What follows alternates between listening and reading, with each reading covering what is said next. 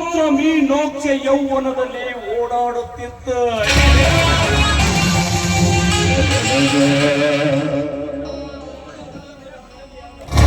ಮುದ್ದು ಅಶೋಕನ ಮರಳಿಯಾದ ಮೀನೋಕ್ಷ ಮುಖ ನೋಡಬೇಕೆಂಬ ಒಬ್ಬರ ಮನೆ ಮಾಡಿತು ನನ್ನ ಮಂದಿರದಲ್ಲಿ.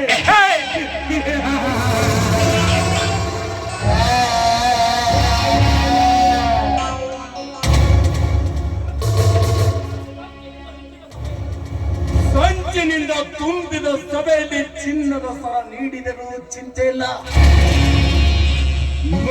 ಅಶೋಕನ ಹೆಂಡತಿಯನ್ನು ಹೊಂಚು ಹಾಕಲು ಹಾದಿ ಮಾಡಿಕೊಟ್ಟಿತು ನನ್ನ ತಂಗ.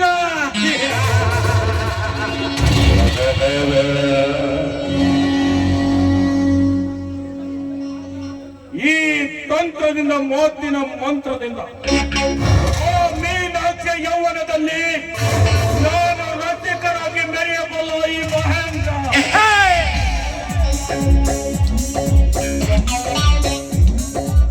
ಏನೆಂದು ವರ್ಣಿಸಲಿ ಅವಳ ಸೌಂದರ್ಯದ ಸೊಬಗ. ಗೊಂಬೆ ಊರ್ವಶಿ ತಿಲೋತ್ತಮೆಯನಾದ ಎಲ್ಲಿಯಾದರೂ ಸ್ವಲ್ಪ ಮುಕ್ಕಾಗಿರಬಹುದು.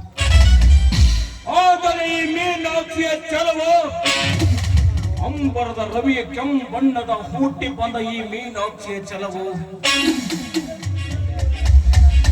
ನಿಜಕ್ಕೂ ಬೇಲೂರ ಶಿಲ್ಪಿಯನ್ನು ಮೀರಿಸುವಂತಿದೆ ಇವಳ ಛಲವು.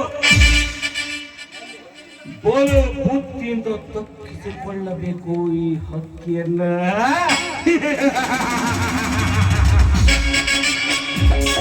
ಒಂದು ವೇಳೆ ತಕ್ಕದೆ ಹೋದರೆ ಅವರ ಸುಸಂಸ್ಕೃತ ಸಂಹಾರ ಮಾಡದೆ ಬಿಡುವನಲ್ಲ ಈ ಮಹೇಂದ್ರ.